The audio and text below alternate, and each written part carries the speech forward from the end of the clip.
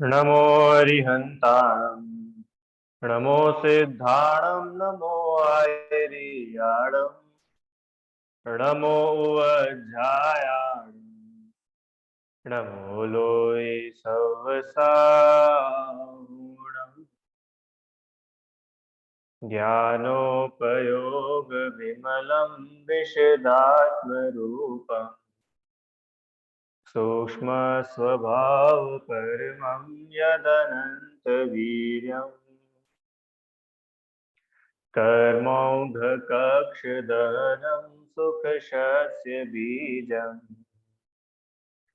वन्दे सदा निरुपमं वरसिद्धचक्रम्।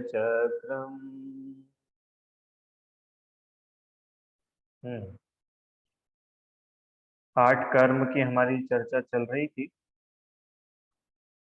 जिसमें हमने चारित्र मोहनी कर्म की अवस्था, चारित्र मोहरूप जीव की अवस्था कैसी होती है वह पढ़ना प्रारंभ किया। तो चारित्र मोहनी कर्म क्या होता है?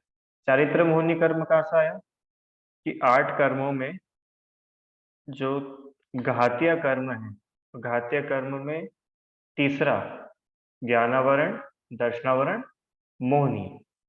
तो मोहनी कर्म के हमने दो भेद पढ़े थे। कौन कौन से थे दो मोहनी कर्म के भेद? दर्शन मोहनी और चारित्र मोहनी। हिताक्षी, कौन से है दो? बोलो, कौन बताएगा? हिताक्षी बोलो, मोहनी कर्म के दो भेद कौन कौन से हैं? दर्शन मोहनी और चारित्र मोहनी। वेरी नाइस, बहुत बढ़िया। दर्शन मोहनी और चारित्र मोहनी। अब दर्शन मोहनी किसे कहते हैं? तो ये देखो आप, दर्शन मोहनी किसे कहते हैं? जो आत्मा के सम्यक्त्व गुण को घाते वह दर्शन मोहनी कर्म कहलाता है। विपरीत मान्यता जो श्रद्धांत का घात करता है वह दर्शन मोहनी कहलाता है। अब चारित्र मोहनी किसे कहते हैं? कि जो आत्मा के चारित्र गुण को घाते। अब चारित्र गुण को घाते मतलब समझ में तो कुछ नहीं आया कि सुनो, चारित्र गुण को घाते इसका मतलब आत्मा के जो चारित्र मोह के उदय से जब इस जीव को कषाय भाव होता है, चारित्र गुण का घात होना मतलब कषाय उत्पन्न हो,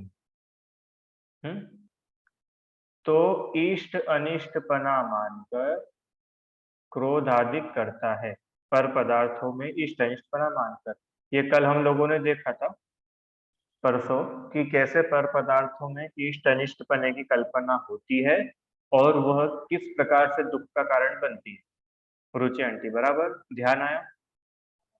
हम लोगों ने परसों बात करी थी ना कि पर पदार्थ में सुख और दुख कैसे जीव मानता है, उसमें अच्छा, क्योंकि पर पदार्थ तो पर पदार्थ है, उसमें अच्छा बुरे की मान्यता खुद करके खुद ही दुखी होता है। बराबर। तो ये अवस्था जीव की हुई क्यों? कि चारित्र मोहनी कर्म के निमित्त से जीव की ऐसी अवस्था होती है।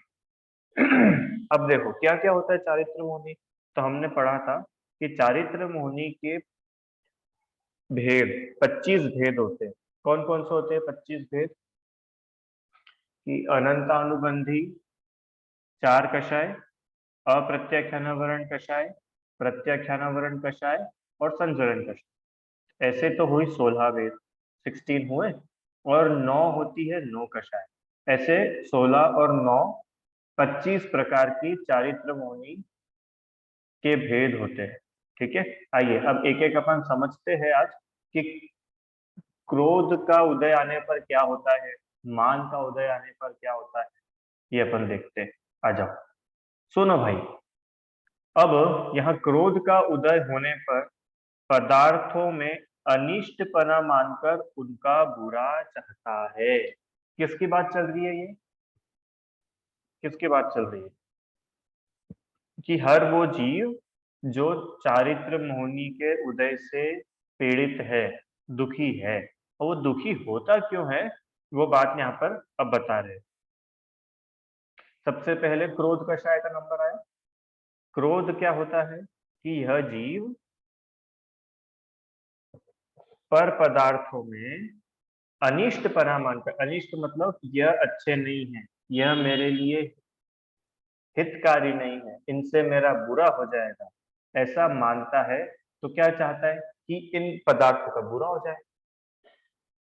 कोई मंदिर आदि अचेतन पदार्थ बुरे लगे तब तोड़ने फोड़ने इत्यादि रूप से उनका बुरा चाहता है, और शत्रु आदि सचेतन पदार्थ बुरे लगे तब उन्हें वध, बंधन आदि से या मारने से दुख उत्पन्न करके बुरा चाहता है। समझ में आया? इसमें दो प्रकार की बातें उन्होंने बताई। पदार्थ, दो प्रकार के पदार्थ हो सकते हैं, चेतन, अचेतन। चेतन मतलब जो जीव है, ऐसे चेतन पदार्थ, और अचेतन पदार्थ माने जो जीव नहीं है, अजीव है, ऐसे पदार्थ। क्यों अजीव के प्रति क्रोध आता है? क्या जीव के प्रति तो अपने को समझ में आता है, संविधान जीव के प्रति तो क्रोध अपने को समझ में आ जाता है। इसने मेरी रिस्पेक्ट नहीं करी, इसलिए मुझे इस पे गुस्सा आ गया। इसने मुझे आज रसगुल्ला नहीं दिया, सबको पूरी लाइन में सबको रसगुल्ला दिया तो मुझसे पूछा भी नहीं, तो गुस्सा आ गया।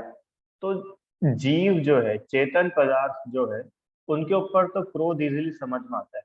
और हम अचेतन पदार्थों के साथ में कैसे क्रोध होता है? बोलो श्रेष्ठ। अचेतन माने अजीव पदार्थ के साथ में क्रोध कैसे बनता है? भैया भैया जी, तो फिर जैसे कि अगर हम गलती से हमारा पैर किसी टेबल पे टकरा जाए तो फिर हमें उस पर गुस्सा आता है। हाँ ठीक है ना? चल रहे हैं, गलती से पैर टेबल से टकरा जाए तो गुस्सा आता है, क्रोध आता है। तो गुस्से में पता है क्या बोलते हैं? ये टेबल बीच में आ गई। अब मुझे बताओ, टेबल बीच में आई कि आपका पैर टेबल से टकराया? टेबल तो वही थी, टेबल को पता था क्या तुम आने वाली? हिताक्षी, अपन क्या बोलते हैं? वो तो मैं देख के चल रहा था कि खंबा बीच में आ गया, ये पत्थर पता नहीं कहाँ से बीच में आ गया।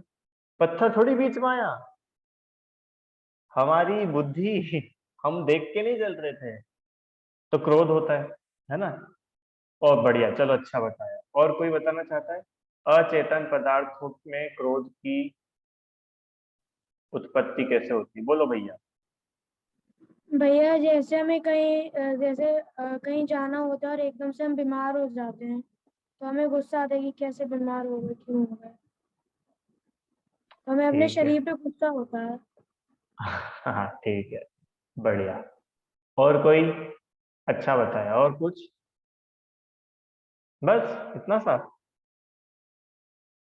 अरे अचेतन पदार्थों के ऊपर तो बहुत क्रोध होता है भाई। विष्टा, ठीक है। ये वैसे हाँ, क्रोध उसका एक भेद है, बाकी इसको अपन ग्लानि में डाल सकते हैं, नो कषाय में आ जाए तो। पर ठीक है, उसके प्रति मूल देखा जाए तो क्रोध होता है। और कुछ किसी को कहने की इच्छा है? दिव्यांश भाई, अजीव, अजीव के प्रति क्रोध हुआ है कभी तुम्हें? अजीव के प्रति क्रोध?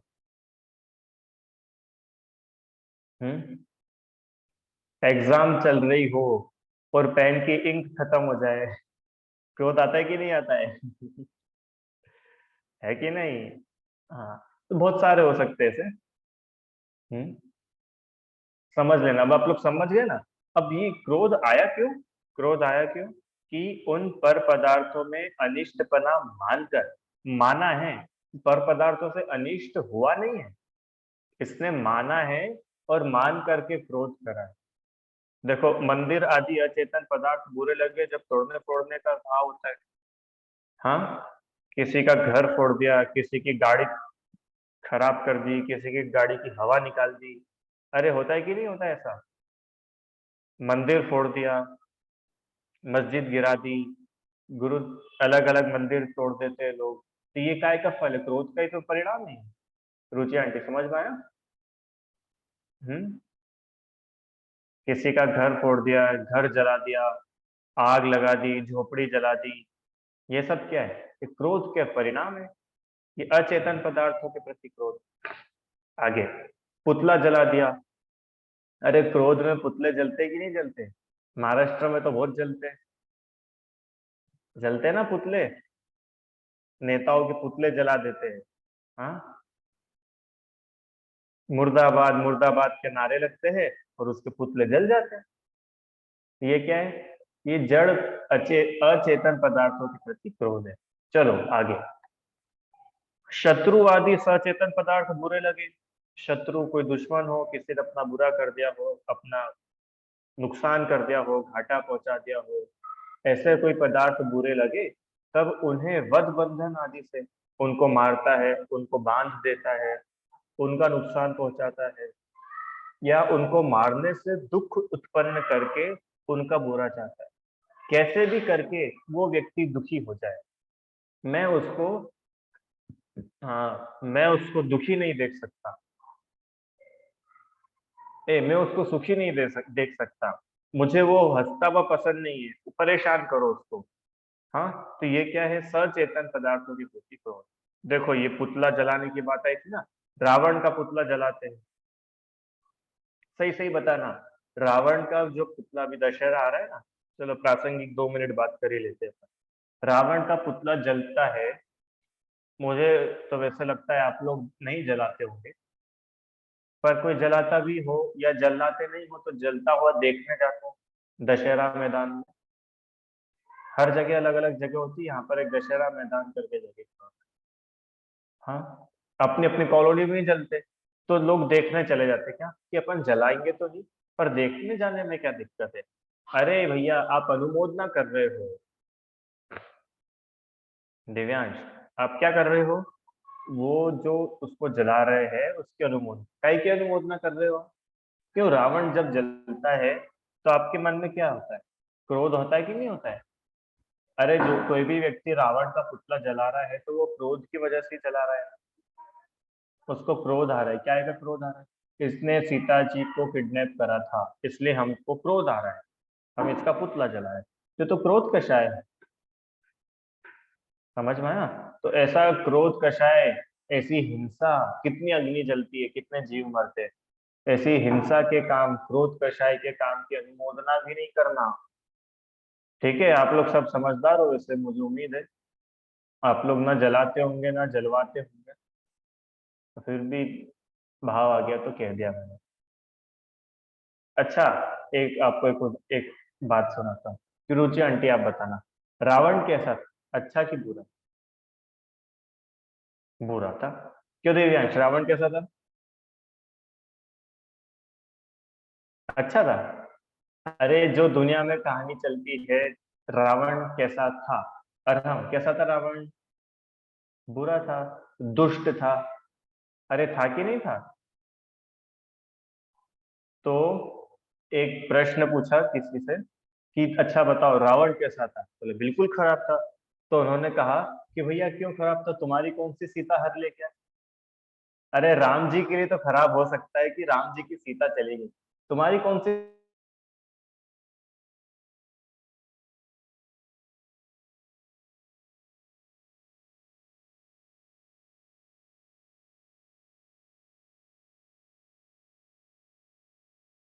ये इसको बोलते हैं अनर्थ दंड। क्या बोलते हैं इसको? अनर्थ दंड। अनर्थ दंड मतलब व्यर्थ में ही पाप, व्यर्थ में ही कषाय, व्यर्थ में ही क्रोध, व्यर्थ में हिंसा। इसके पीछे कोई लॉजिक नहीं है, कोई कारण नहीं है, व्यर्थ में पाप हो रहा है। अरे भैया, वो रावण को तो उसका फल भी मिल गया, सीता जी घर भी आ गई, और घर जाके स्वर्ग भी चले गई, राम जी भी घर आ गए, घर आके मोक्ष भी चले गए। सारी पर्याय खत्म होकर के पता नहीं कितने कितने साल उस बात को बीत गए, फिर भी हमने मन में उससे द्वेष बैठा करके, क्रोध अभी भी मन में चल रहा है। तो ये क्या है? क्या है? ये क्रोध चल रहा है आपका, और पता है कौन सा क्रोध चल रहा है? अनंतानुबंधी क्रोध चल रहा है, मिथ्यात्व के साथ। समझ में आया? ठीक है, चलो आगे। तथा आप स्वयं, क्या लिखा है? आप स्वयं अथवा अन्य सचेतन अचेतन पदार्थ किसी प्रकार परिणमित हुए, अपने को वह परिणमन बुरा लगे, तब अन्यथा परिणमित करा के उस परिणमन का बुरा चाहता है। किसी का परिणमन हुआ, कुछ हुआ, अपने को अच्छा नहीं लगा, ऐसा तो नहीं होना चाहिए था, मेरे हिसाब से होना चाहिए था। तो फिर उसका बुरा चाहता है, उसको बिगाड़ना चाहता है, सब प्रकार से कषाय करता है। इस प्रकार क्रोध से बुरा चाहने की इच्छा तो हो, बुरा होना भवितव्य अधीन है। कितनी बड़ी बात होती है। सुनो, अब इच्छा तो हर कोई करता है, इच्छा तो हर कोई करता है, इसका बुरा हो जाए, इसका घाटा हो जाए। क्यों रुचि आंटी, अपने को किसी के प्रति गुस्सा आता है तो उसका लोग बुरा चाहते हैं ना। हाँ, ये तो मर जाए, इसको आग लग जाए, ये बीमार हो जाए, पता नहीं कैसा कैसा लोग बद दुआएं देते हैं। क्यों? रोड पर कोई आपको कट मार करके आगे निकल जाए तो सबसे पहला थॉट क्या आता है मन में? मुझसे आगे कैसे निकल गया, आगे जाके गिर जाए, एक्सीडेंट हो जाए।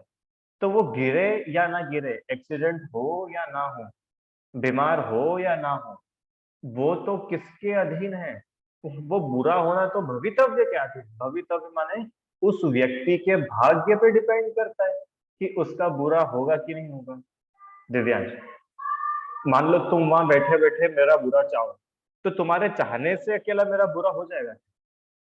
अगर मेरे भाग्य में बुरा होना होगा तो मैं बुरा हो मेरा बुरा होगा, और बुरा होना नहीं लिखा होगा तो पूरी दुनिया मिलकर के कोशिश कर ले, बुरा नहीं होगा। कितने सारे उदाहरण है कि नहीं, आप लोग को पता है ना इसे। सब लोग मिलकर के अच्छा करना चाह रहे हैं और अच्छा हो नहीं रहा है, सब मिलकर के उसका बुरा चाह रहे हैं, बुरा नहीं हो रहा है। समझ में आया? तो बुरा होना तो भवितव्याधीन है। अब मुझे बताओ, जब किसी का बुरा होना सामने वाले के भाग्य पे डिपेंड करता है, आराध्या, तो फिर आपका क्रोध करना तो खराब ही हो गया ना। आपके क्रोध करने का तो कोई मतलब ही नहीं रहा। अच्छा, अगर आपके गुस्सा करने से उसका थोड़ा भी बुरा होता तो हम मानते कि चलो ठीक है, आपने गुस्सा करा और आपके गुस्सा करने से उसका बुरा हो गया। पर आपके गुस्सा करने से उसके बुरे होने का तो कुछ रिलेशन ही नहीं है। रीता आंटी, हम लोग कितनी बार सोच लेते हैं ना दूसरे के बारे में। हाँ, और तो जैसा हम सोचते वैसा उसके साथ हो जाता है क्या? नहीं होता। उसका अच्छा बुरा तो उसके भाग्य पे डिपेंड करता है, और अपन व्यर्थ कल्पना कर कर कर्म बांधते हैं, दुखी होते हैं, अपना संसार बढ़ाते हैं।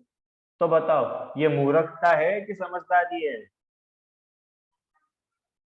मूर्खता है। कभी किसी का बुरा नहीं सोचना, तो फिर किसी का अच्छा भी नहीं सोचना चाहिए। अपने सोचने से थोड़ी अच्छा हो जाएगा। क्यों? जब अपने सोचने से उसका बुरा भी नहीं हो रहा है, तो अपने सोचने से किसी का अच्छा भी नहीं होगा। तो फिर किसी का अच्छा भी नहीं सोचो, कि ये तो बहुत बढ़िया बात है, द बेस्ट। ना किसी का अच्छा सोचो, ना किसी का बुरा सोचो, वीतरागी हो जाओ, ये तो बहुत बढ़िया बात है। क्यों? भगवान किसका अच्छा बुरा सोचते हैं क्या? मुनिराज किसी का अच्छा बुरा सोचते हैं? क्यों? राजा श्रेणिक ने उपसर्ग करा और चेलना रानी ने उपसर्ग दूर करा, तो यशोधर मुनिराज ने राजा श्रेणिक को तो बुरा बोला और चेलना को अच्छा बोला, ऐसा करा क्या? नहीं, दोनों में समता। तो वो वीतरागता तो हम लोगों को चाहिए ही सही, पर जब तक ऐसी वीतरागता प्रकट नहीं हो तब तक क्या करे, क्या करे कि बुरा किसी का ना सोचे, बुरा किसी का ना चाहे। मेरी भावना में पढ़ते ना, एक लाइन आती है शायद मेरी भावना में, और भी किसी पाठ में आता है, आलोचना वगैरह में, सामायिक। उसका अर्थ इतना रहता है ना कि हम किसी का बुरा नहीं चाहे, सुखी रहे सब जीव जगत के, कोई कभी न घबरावे, पर्वत नदी शमशान भयानक, अटवी से नहीं भय का। हाँ, ये भावना तो होती है। शांति बोलते ना, संपूज का नाम प्रतिपाल का नाम, यतीन्द्र सामान्य तपोधना, देशस्य राष्ट्रस्य पुरस्य राज्य, करो तो शांति भगवान। संपूर्ण विश्व में शांति हो, ये तो हमारी भावना प्रतीक्षा प्रति समय होती है। अरे अशांति की भावना नहीं बांधना। मोक्षार्थी जीव किसी का बुरा हो जाए ऐसी भावना नहीं भाता। अरहम चारित्र मोहनी के अंतर्गत अपन क्रोध पढ़ रहे हैं, तो ये क्रोध पढ़ने का अपना उद्देश्य क्या होना चाहिए? क्रोध का स्वरूप अकेला समझना नहीं, क्रोध कैसे छोड़ा जाए इस पर मेहनत होनी चाहिए। संगीता आंटी समझ में आया? क्रोध का स्वरूप तो अपन बहुत बार पढ़ चुके हैं। कोई नई बात तो है नहीं इसमें। बुरा होना, गुस्सा करना, किसी को मारना, ये क्रोध होता है। तो होता तो है भले आदमी, पर ये पढ़ने से फायदा क्या हुआ कि ये क्रोध छोड़ने लायक है, ऐसा समझ में आना चाहिए। और हम ये क्रोध छोड़ने लायक है, ये कषाय छोड़ने लायक है, ये चारित्र मोहनी छोड़ने लायक है, रखने लायक नहीं है। क्योंकि उन्होंने पहले ही बोल दिया था, ये कर्म आत्मा का स्वभाव प्रकट नहीं होने देते। अब स्वभाव प्रकट नहीं होने देंगे तो पक्के में दुखी करेंगे। समझ में आया? चलो आगे। अरे भगवान, बहुत टाइम जल्दी हो गया आज तो। मान कषाय। अब मान कषाय में क्या होता है कि मान कषाय का उदय होने पर पदार्थों में अनिष्टपना मानकर उसे नीचा कराना चाहता है, स्वयं ऊंचा होना चाहता है। मल, धूल आदि अचेतन पदार्थों से घृणा, ये जो आप बोल रहे थे ना पीयूष जी, इसको मान कषाय में भी ले सकते हैं। विष्टा को देख करके बुरा लगा, गंदा लगा, तो मान कषाय, वो बहुत गंदा, वो बहुत अपवित्र, मैं बहुत पवित्र, वो बदबूदार, मैं सुगंधित, वो खराब शक्ल वाला, मैं अच्छी शक्ल वाला। ऐसा सोच करके किसी का निरादर कर देना, ओहो, किसी का रूप देख करके उसकी हंसी उड़ाना, किसी की बीमारी पर हंसी उड़ाना। बहुत लोग होते हैं ना, उनको हकलाने की आदत होती है। कुछ कुछ लोगों को बीमारी होती है, वो हकला करके बोलते हैं। जैसे हम और आप लोग तो कंटिन्यू बोलते हैं, वो हकला करके बोलते हैं, बीच में थोड़ा रुक रुक करके बोलते हैं। तो अक्सर लोग उनकी हंसी उड़ाते हैं। भैया हंसी नहीं उड़ाना कभी, ये हंसी उड़ाना पता है मान कषाय। आज थोड़े पुण्य की वजह से तुमको अच्छा अच्छा मिल गया तो तुम बहुत फूल रहे हो। अब ये मान कषाय के फल में पता है क्या होगा, तुमको ये रसना इंद्री मिलेगी। रसना इंद्री नहीं मिलेगी मतलब तुम बोल ही नहीं पाओगे, पेड़ बन के खड़े रहोगे सालों साल, बोलने को जीवन तक नहीं मिलेगी। दिव्यांश, कभी किसी की हंसी नहीं उड़ाना। जो लोग ऐसा होता है ना हकला के, कुछ लोग होते जो श को स बोलते हैं, पता नहीं आप में से कोई होगा कि नहीं, रहते लोग वो श को स बोलते हैं, तो उन लोगों की हंसी उड़ाते हैं बहुत लोग। बच्चे लोगों की तो बहुत आदत रहती है, किसी का बोलने का टोन अलग रहता है तो उसके टोन की हंसी उड़ाते हैं। कभी नहीं भैया, ये पता है मान कषाय है, निरादर का भाव है, आपको उसका आदर नहीं है। अरे आप उसको बोलने वाला क्यों देख रहे हो, उसको भगवान देखो ना, उसको आत्मा देखो। अरे बोलने वाला, श को स बोलने वाला, हकलाने वाला तो शरीर है, कर्मोदय जन्य व्यवस्था है। आत्मा देखो, आत्मा। क्यों आत्मा बोलता है क्या आराध्य? आत्मा बोलता है? आत्मा तो बोलता ही नहीं है। तो उसको आत्मा पता है, जब तक आप सबको और अपने को आत्मा नहीं देखोगे ना, तब तक आपकी मान कषाई नहीं जा सकती, तब तक क्रोध मान माया लोग नहीं जा सकते। क्यों? आप स्वयं को और सामने वाले को आत्मा देखना सीखो। इसलिए उन्होंने बोला ना दर्शन मोहिनी, कि तुम पहले ये निर्णय तो करो कि जिसकी तुम हंसी उड़ा रहे हो वो वास्तव में वो है भी कि नहीं है। और अगर वो है ही नहीं, अब वो है तो आत्मा, अब तुम शरीर मान करके उसकी हंसी उड़ा रहे हो, तो ये तो तुम्हारा दर्शन मोह नहीं है, ये तो तुम्हारा उल्टा ही मिथ्यात्व चल रहा है। समझ में आ रही कि नहीं बात? संगीता आंटी समझ में आई बात? सरल बात है, कभी किसी की हंसी नहीं उड़ाना। अब ये तो मैंने बोलने का उदाहरण दिया, महिलाओं में अधिकांश कंपटीशन रहती है क्या, हमसे अच्छा भोजन तो कोई नहीं बनाता। अरे उसके हाथ में तो कोई स्वाद ही नहीं है, हमारे हाथ में क्या है? हमारे हाथ में जादू है, जादू है हमारे हाथ में तो। और इनको तो खाना बनाना ही नहीं आता, हर बार टेस्ट बिगाड़ देते हैं, रोटी जला देते हैं, सब्जी में नमक ज्यादा कर देते हैं, हमसे बढ़िया कोई नहीं। ये मान कषाय चल रही है, ये मान कषाय मिथ्यात्व का दुख है, निरंतर चलने वाला। अब आप लोग को थोड़ा समझ में आ रहा होगा मिथ्यात्व का दुख निरंतर कैसे चलता है। कोई आपसे जरा सा अच्छा भोजन बना दे, या अच्छा नहीं भी बना, छोड़ो, दो लोगों ने घर में भोजन बनाया और सामने दूसरे की तो तारीफ हो जाए और आपकी तारीफ ना हो, जब देखो आप कितने दुखी हुए। और ये जो जितना दुख हुआ ना, ये था मान कषाय का दुख, ये था मिथ्यात्व का दुख, सदा काल रहता है मिथ्यात्व का। अब समझ में आया? छोटे बड़े की भावना, मल धूल आदि अचेतन पदार्थों में घृणा करना, है ना, उसकी हीनता करना, अपने को उच्चता चाहना, मैं बड़ा वो छोटा, मेरा सम्मान करो, मेरे होते हुए पहले उसका नाम कैसे ले लिया, पहले उसको कैसे माला पहना दी। अब ये सब क्या है, ये मान कषाय। और पुरुष आदि सचेतन पदार्थों को झुकाना, चलो झुको, मेरा सम्मान करो, ढोक दो, मैं तो बड़ा हूं, मैं थोड़ी झुकूंगा, मैं पहले माफी क्यों मांगू, वो पहले सॉरी बोलेगा। ये सब मान कषाय है। अपने अधीन कराना इत्यादि रूप से उनकी हीनता अपनी उच्चता चाहता है, तथा स्वयं लोक में जैसे उच्च दिखे वैसे श्रृंगार आदि करना, धन खर्च करना इत्यादि रूप से औरों को हीन दिखना स्वयं को उच्च होना जानता है। धन खर्च करके अपने आप को बड़ा मानना चाहता है। ये तो भैया बहुत कंपटीशन बहुत खराब है। पैसा से अपने को बड़ा मानना, पैसा खर्च करने से अपने को बड़ा मानना, क्यों रीता आंटी बताओ। बाकी शहर मतलब मुझे तो लगभग, अब मैं बाहर जाता रहता हूँ तो मुझे आइडिया है, पर इंदौर का तो बहुत लोग इंदौर के भी ना, बाहर के भी, क्यों अच्छी शादी उनकी होती है, कम से कम 50 स्टॉल लगाए, बहुत बढ़िया एंट्री हो दूल्हा दुल्हन की, क्यों बहुत बड़ा संगीत हो, और कम से कम 2-2.5 करोड़ रुपए खर्च हो, वो शादी बहुत बढ़िया। वो शादी कराने वाला व्यक्ति तो बिल्कुल महान हो जाता है, और जिसने धर्मशाला में शादी करी हो वो व्यक्ति कैसा है। अरे क्या है, अपन तो फॉर्मेलिटी के लिए जाते हैं, बस लिफाफा दिया और हमने तो खाना भी नहीं खाया, वहां पे धर्मशाला में हमने खाना भी नहीं खाया। ये मान कषाय चल रही है, आपको पता नहीं है, ये मान कषाय चल रही है। पैसा खर्च करने से किसी को बड़ा और पैसा खर्च नहीं करने से किसी को छोटा मान कैसे। पीयूष जी समझ पा रहे हैं पॉइंट। ये देखो, ये मान कषाय हर जगह लगेगी है।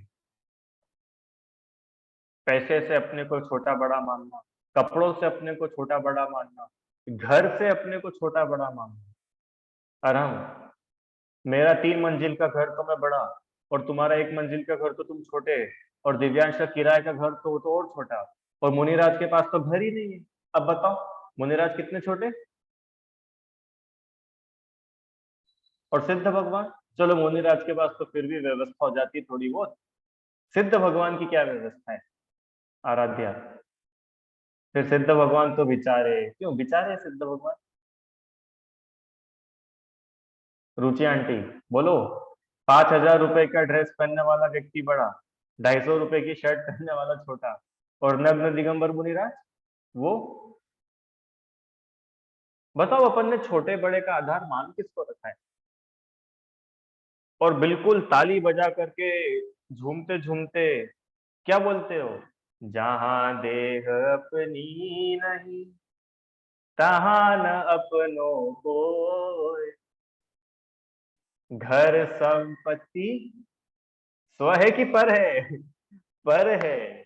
अब पर होने के बाद भी उसमें पता है, पराई वस्तु को अपनी मान करके मान करना, घमंड करना, ये मान तो है ही, ये चोरी है। चोरी कैसे, क्यों किसी पराई वस्तु को आप अपना मान रहे हो, ये चोरी नहीं कहलाएगी। रुचि आंटी ये घर किसका है, अब वो है पुद्गल का, सुनना, है पुद्गल का और अपना मान बैठे हो ना, चोरी चल रही है। क्या बात कर रहे हो सर, ये तो पहली बात तो मुंबई में अपना घर होना कितनी बड़ी बात है, आपको क्या पता। अरे अपना घर है कहाँ भैया, और अपना मानना ये अनंतानुबंधी चलता है। अबे समझ में आया वो कितना बड़ा पेट है उसका। अकेली एक परिभाषा नहीं है उल्टा मानना मिथ्यात्व। अब ये जीव उल्टा कैसे कैसे मानता है, वो यहाँ पर बहुत अच्छे से खुल रहा है। और हम समझ में आ रहे हैं तुमको। हाँ चलो, अन्य कोई अपने से उच्च कार्य करे उसे किसी उपाय से नीचा दिखाता है, और स्वयं नीचा कार्य करे उसे उच्च दिखाता है। समझ लेना। अब देखो इसमें गजब की बात, इस प्रकार मानने से, इस प्रकार मान से अपनी महंतता की इच्छा तो हो। महंतता मतलब मैं महान दिखूं, मैं बड़ा दिखूं, मेरी पूजा हो, मेरे पोस्टर लगे, मेरी खूब वाहवाही हो। पर ये सब होना तो काय क्या अधीन है, भवितव्य के अधीन है। बताओ इतने पूरी चीज को टोडरमल जी ने एक भवितव्य के अधीन बोलकर के उड़ा दिया। भवितव्य क्या दिन। कई बार ऐसा होता है ना कि किसी कोई व्यक्ति खूब उल्टे उल्टे काम करता है तो भी उसकी गलती किसी को दिखती नहीं है, अरहम। और अपन जरा सी गलती करो और पकड़ा जाते हैं, या अपनी गलती नहीं भी हो तो भी अपने को डांट पड़ जाती है। अरे ऐसा होता है कि नहीं होता है बताओ? स्कूल में तो बहुत बार होता है बच्चों के साथ।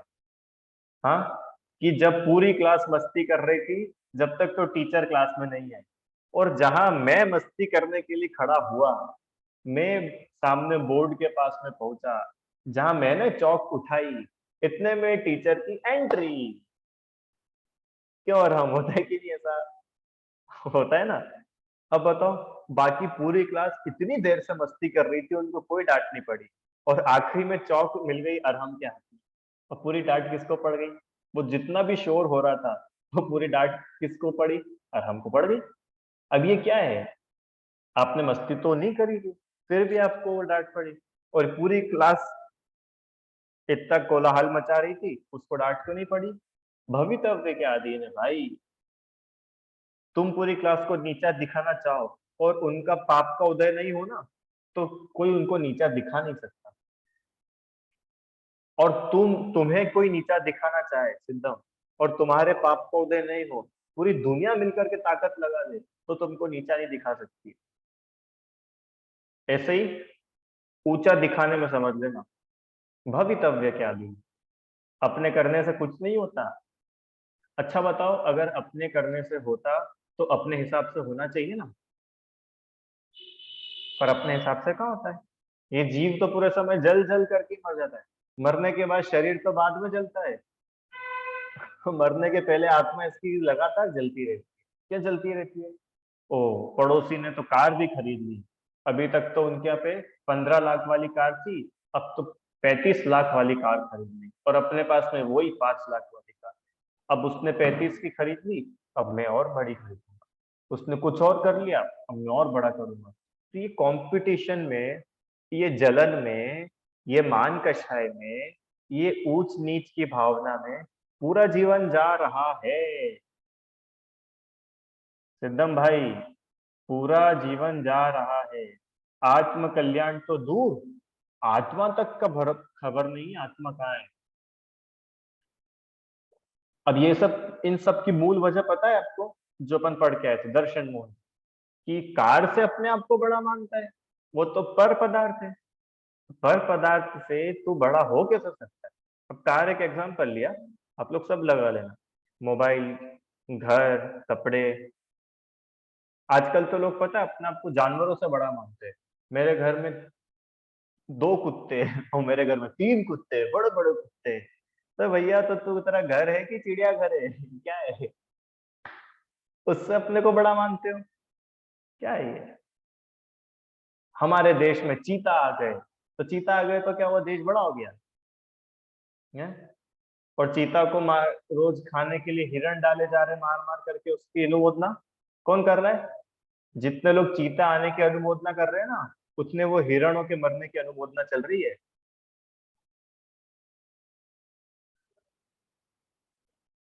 हाँ चलो, ठीक है। जल्दी, माया कषाय किसे कहते हैं? माया का उदय होने पर किसी पदार्थ को अच्छा, इष्ट माने अच्छा मानकर, नाना प्रकार के छलों द्वारा उसकी सिद्धि करना चाहता है। कुछ ना कुछ टिकड़मबाजी करके वो बस मुझे मिल जाए, मुझे वो अच्छा लगता है, और उसको तो कैसे भी करके आप लेके आओ। तो ये टिकड़मबाजी जो करता है ना, ये मायाचारी चल रही है। रत्न स्वर्ण आदि अचेतन पदार्थों की तथा स्त्री, दासी, दास आदि सचेतन पदार्थों की सिद्धि के अर्थ अनेक छल करता है। अभी आपको ऐसा समझ में नहीं आएगा, तो इसके लिए मेरे को थोड़ा सा समय लगेगा, कोशिश करेंगे समझने की। बड़े लोगों से बात करते हैं। आप में से कितने लोगों के यहाँ पर काम करने के लिए कोई आता है? नौकर, बाई, दास, दासी, बच्चों के आते हैं लगभग? ठीक है, आते होंगे। हाँ रीता आंटी, अब आपसे मेरा प्रश्न है, आपके यहाँ की क्या बोलते अपन, बाई, आपके यहाँ की बाई आप ही के यहाँ बनी रहे, कहीं और ना चली जाए, उसके लिए आप टिकड़मबाजी करते हो कि नहीं करते हो? हाँ, नहीं करते हो? तो फिर तो आप बहुत अच्छे हो भैया, बधाई हो आपको। बाकी लोगों का क्या कहना है? हाँ, वो दूसरे घर का काम नहीं ले ले, अपने घर पे समय से आए, कहीं और लेट जाए तो जाए। हाँ, अपने 4 काम एक्स्ट्रा हो तो 4 काम अपन कैसे भी उसको मक्खन लगा करके उसकी तारीफ करके अपने 4 काम और करा दो। अभी देखना दिवाली पर होंगे सबके घर में, थोड़ा सा ये भी कर दो, थोड़ा सा ये भी कर दो, हम तुझे ये दे देंगे, तू वहां पे बाद में चले जाना, पहले हमारे का काम कर ले। ये सब क्या चल रही है रुचि आंटी? ये मायाचारी चल रही है सब। अपना काम सिद्ध करने के लिए जिस तिस प्रकार से उसकी पूर्ति करना। हाँ, जिस तिस प्रकार से पूर्ति करना, अन्याय करना, अन्याय से अपना काम पूरा करना, ये मायाचारी है। ठीक है, चलो आगे। ठगने, अर्थ, ठगने के अर्थ मतलब किसी को ठगने के लिए अनेक अवस्थाएं करता है, अपनी अनेक अवस्थाएं करता है ठगने के लिए। अब देखो, अब बीमार नहीं भी होंगे ना, हमें तो बहुत कमर दुख रही है, थोड़ा सा ये काम भी कर जाओ, अब कमर दुख नहीं रही है और कमर दुखने का बहाना बना के अपना काम निकाल लिया, बुखार आने का बहाना बना के अपना काम निकाल लिया, छुट्टी मार ली, क्रिकेट खेलने चले गए, एग्जाम देने नहीं गए, ये सब मायाचारी है। सिद्धम होता है कि नहीं होता है ऐसा? आज स्कूल में टेस्ट है और अपन ने तैयारी तो कुछ करी नहीं, तो सुबह पेट दुखने लग जाता है। अच्छा, बुखार होता है तो वो तो मम्मी देख लेगी ना बुखार है कि नहीं, पर पेट दर्द कैसे देख पाएगी मम्मी, सिर दर्द कैसे देख पाएगी मम्मी? तो हमारा तो पेट दुख रहा है, सिर दुख रहा है और स्कूल ही नहीं गए, तो ये क्या चल रही है? मायाचारी चल रही है। समझ में आया? तो ये अच्छी बात है ना, ये मायाचारी करना तो नहीं है। हाँ, इत्यादि रूप छल से अपना अभिप्राय सिद्ध करना चाहता है, छल से, धोखे से, किसी को ठग करके, उल्लू बना करके, कैसे भी करके मेरा काम होना चाहिए, अपना काम बनता और बोलो करो पूरा, अपना काम बनता और भाड़ में जाए जनता। दुनिया का क्या और अपने को कोई मतलब नहीं, अपना काम हो जाना चाहिए। अरे ऐसे स्वार्थी नहीं बनो भाई, ठीक है, ऐसी मायाचारी नहीं करना। अब सुनो, इस प्रकार माया से इष्ट सिद्धि के अर्थ छल तो करे, मायाचारी करके अच्छी चीजें मुझे मिल जाए। होता है ना बहुत लोग, किसी को रसगुल्ला चाहिए आराध्या, अब कहीं पर भोजन करने के लिए गए, पार्टी में गए, किसी की बर्थडे पार्टी में गए, केक चाहिए, अब वो एक्स्ट्रा केक खाने के लिए बच्चों में कैसी होड़ मची रहती है। हाँ, अरे होता है कि नहीं होता है?